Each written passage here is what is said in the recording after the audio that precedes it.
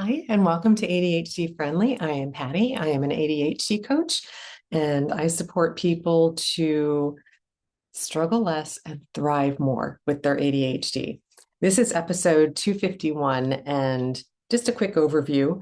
Today, I am celebrating a kitchen cleaning hack, and then I'm going to update my spending this week, and I'll also share a tip that I read about in a Time article about brag folders. And then my main topic for today is I'm going to share 3 strategies to reduce transition stress. So that stress that comes from trying to move from what you're doing to what you need to be doing next.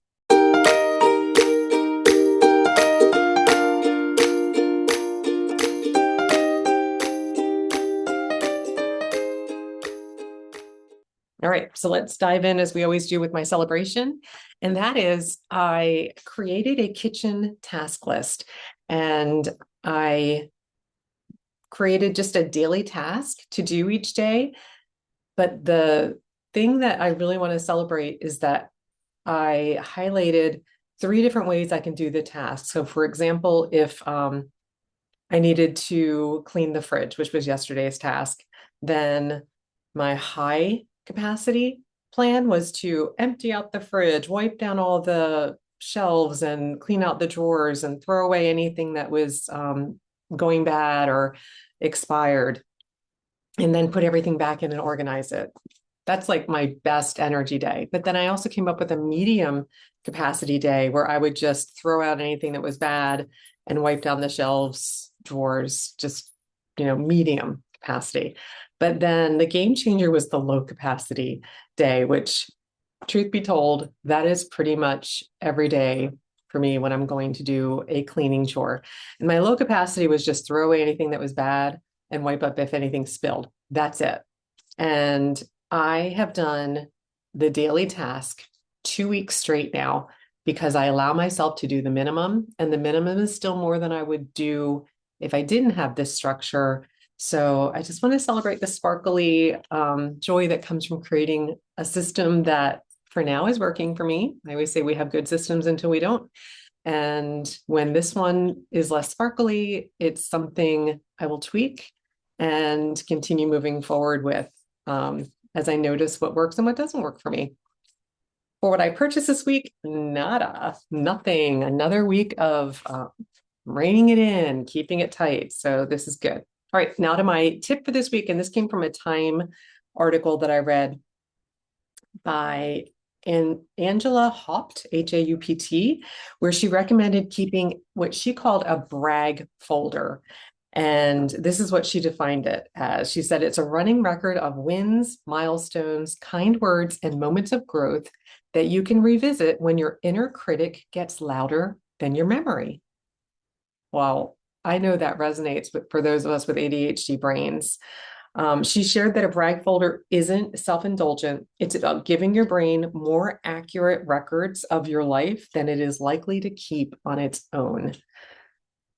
Now, I have kept my own version of a brag folder for years. I talk about this in previous episodes of this podcast. If you want to do a deeper dive, check out episode 12 and episode 34, where I go into really detailed accounting of how I capture my wins and how, like, what it looks like. And I share my Expecto Patronum journal, which is what is my brag folder. So if you're a Harry Potter fan, you know what a Patronus is. And you know that the Expecto Patronum charm is what repels Dementors, which are those soul-sucking beings. And that's how I think of our negative focus that our brain tends to latch onto and run away with as soul-sucking. It just is so depleting. And my Expecto Patronum journal is designed to repel the negativity. So it's my personal brag folder, if you will. And it's just a name that I named it because it felt like it was doing exactly that. It was repelling the negative thoughts. And it's a way to keep a record of your wins so you can revisit them whenever self-doubt creeps up for you.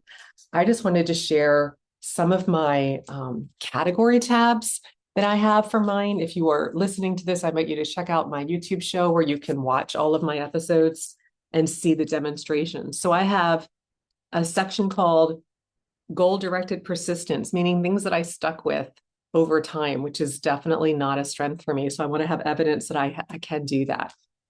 I have a section called things I created, which are also paired with evidence I can finish. Again, I don't finish a lot of things. I have lots of projects right now. I'm looking at a shelf that is piled overwhelmingly high, like it's kind of defying gravity, that it's not falling over.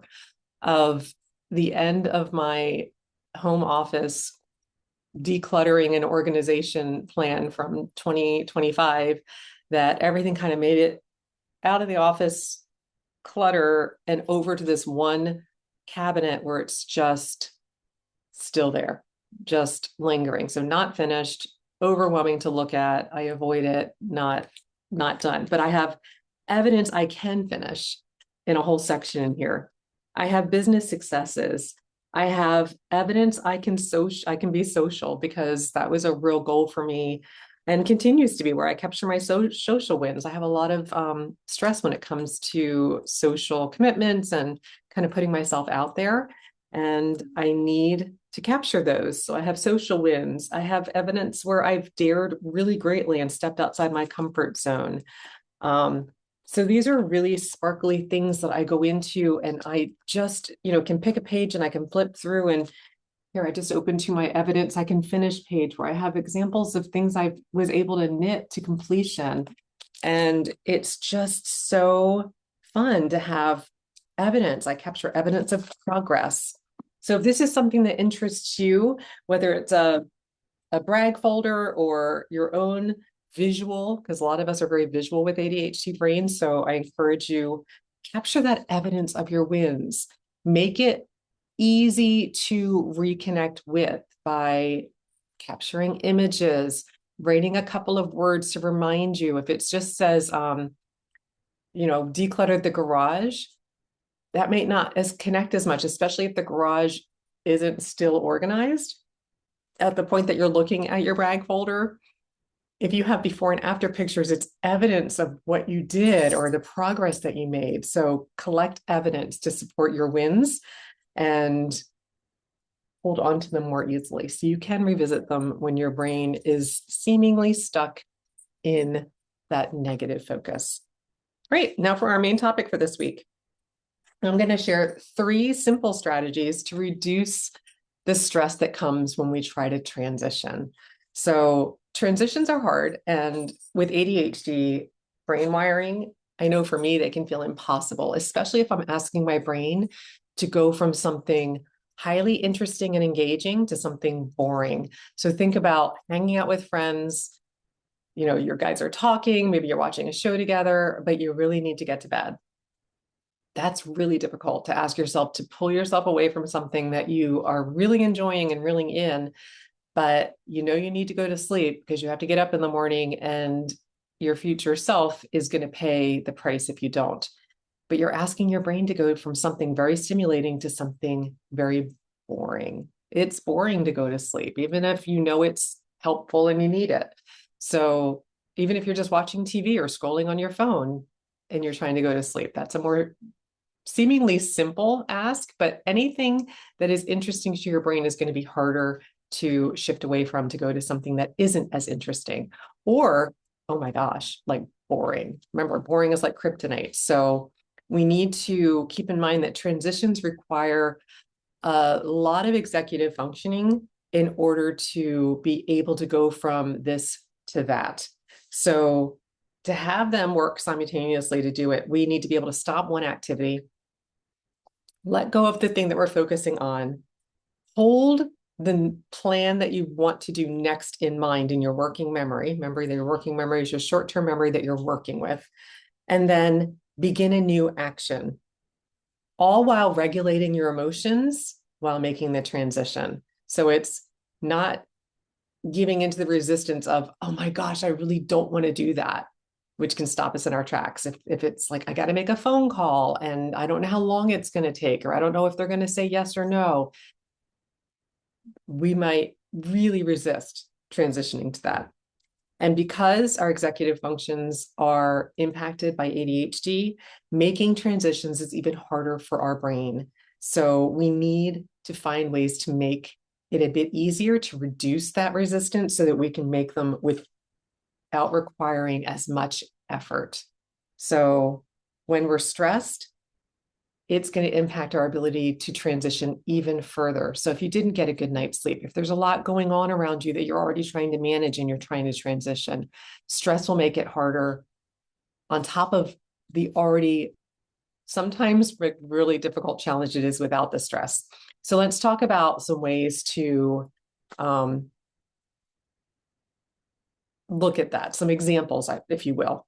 So when your brain is under stress and you're trying to remember things in your working memory. So if you are going from, let's say, writing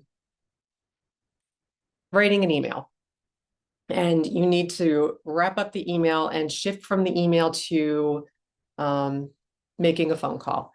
It's holding in mind, okay, I'm done that. Now I need to go and make a phone call. You're holding on to who you need to call, what your goal is in the call while you're shifting. And remember, if we're stressed, the working memory is stressed well and not as able to hold on to what it is you're trying to remember. And that results in our cognitive flexibility becoming less flexible. So it's decreasing, it's becoming more rigid, and it becomes more difficult to regulate our emotions. So we might get overwhelmed, we might get depleted, where we're just like, I don't have the emotional capacity to do this. The more overwhelmed you feel, the harder it's going to be to transition, regardless of whether or not you know what you need to do. So it's often that place we'll get stuck thinking, oh my gosh, like I'll do this laying in bed, where I'm like, just get up. I know what I need to do, but I'm thinking of all the things I need to do once I get up. And that keeps me immobilized because all I'm thinking about is how much effort it's going to require, how many things I have to do, when is my break going to be? And I'm not even moving. I'm just thinking, swirling. So it doesn't matter if you know what you need to do. If your executive functions aren't supporting you to make the transition, that's where we want to put some scaffolding around and support them. So 3 simple strategies that can reduce that stress to make the transition a bit more easy to wade into, if you will. So the first is to create a transition ritual. A transition ritual is exactly what it sounds like. It's a ritual that you create that helps you go from point A to point B. So think of it as you're here, there's a little body of water in between. It is a little bridge that's helping you traverse that gap where the water is without sinking. So examples might be, I go from writing the email, my bridge, that transition ritual is I get up and I stretch for a minute and then I make the phone call. It's literally like a palate cleanser to help you go from this to that. Or maybe I put away my planner when I'm wrapping up work. That tells my brain that when I'm done, I close the planner and I put it away. Or for me, I turn the page on the planner to the next morning. That tells me I am lined up for tomorrow and I am transitioning away from work. Or maybe if it's time to study, you have a candle or music that you put on that signals your brain you're transitioning to a study or a focused work period. It's creating a cue that lets your brain know that you're going from one activity to another. So that's it, just a transition ritual. The second simple strategy is to reduce the number of decisions you have to make to complete that transition. So instead of just get up and start the day, say, I just need to get dressed, right? And maybe the getting dressed part is easier because you've set out your clothes the night before. So you know, like for me, laying in bed, knowing I already have clothes out to put on totally lowers the resistance to getting up and getting started, to transitioning from comfy laying in bed to starting the day. So if I know I don't have clothes out, it is disproportionately more difficult to get up because I have to make more decisions. I have to get up and decide what I'm going to wear. When I've done it the night before, I've already looked at the weather. I've already decided what activities I have going on. What do I need to wear that day? It's done. I can just get up and start moving. Or maybe you pick one or two breakfasts that are your standard things that you eat. So you don't get up every day like hungry and depleting all of your energy going from what you need to do to eating. You already decided what you're going to eat. So it makes it easier to transition to now I am eating what I need to for breakfast because I've already decided what that is. Make it easier by reducing decisions. That's the second simple strategy. And the third is to just build in some buffer time. So instead of expecting yourself to kind of like snip, snap, go from one to the other, think about supporting yourself to transition from this to that, especially if you are trying to transition from something that you are enjoying to something that you may not be looking forward to as much. So even if we think about if you have kids, or if you remember when you were a kid and you're telling them, okay, guys, it's time to go. If you didn't give them a warning, it was going to be time to leave soon, you're probably getting a at minimal some pushback. If you're my kids, a full out tantrum. So I always had to give them a, hey, 5-minute warning. And then I do, okay, guys, 2 minutes, start thinking about, you want to go down the slide one more time, whatever it is, we're going to leave in 2 minutes. And then when it's time to leave, they've had time to prepare for that transition. They understood it was coming. They could mentally kind of like, okay, I wanted to, just go swing one last time, or I wanted to go say goodbye to my friends, or whatever it was. So instead of expecting yourself to shift from one thing to the next, it's building in maybe 5-10 minute buffers in between what you're trying to shift to. For me, I have that 10-minute built-in time between clients so that I can kind of wrap up what I was thinking about with this client, take any final notes, get that information finalized, and then do a quick stretch, maybe run to the restroom, come back, and I'm ready for my next client. My brain has shifted. I'm not holding on to lingering thoughts. I have that transition buffer to help me to move from one thing to the next.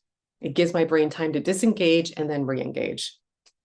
So just an overview again, the transitions do require a lot of executive functioning, and stress will make the executive functions that you have available to you work even less efficiently.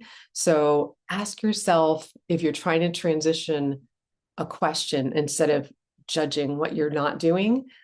Maybe just explore what would make this transition easier. Asking yourself that question and allow yourself just to explore what it might look like if it was easier. That's where we get to how we can shift for ourselves our brain from one thing to the next a little bit more smoothly. All right, final thing, we're at the book of the week. This week's book was a heavy one, but I really, really, really highly recommend it. It's called The Great Hunger. It's by Cecil Woodham Smith. And I'm just going to read you the description here for the subtitle. It is the story of the famine of the 1840s. This is from Ireland, which killed 1 million Irish peasants, sent hundreds of thousands to the New World, and influenced history down to the present day.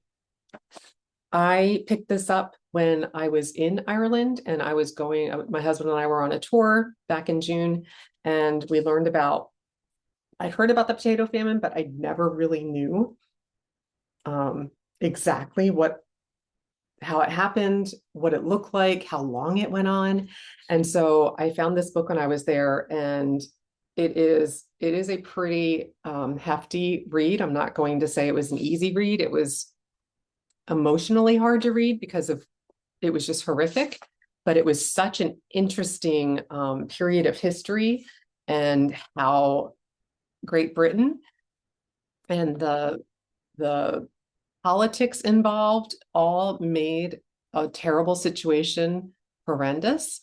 And if you're interested in history, interested in that period of time, highly recommend this book. It was really, really eye-opening, and definitely worth the mental effort to learn a bit about this period in our world's history. All right, now for my quote of the week. This is from Mary Pickford, an actress.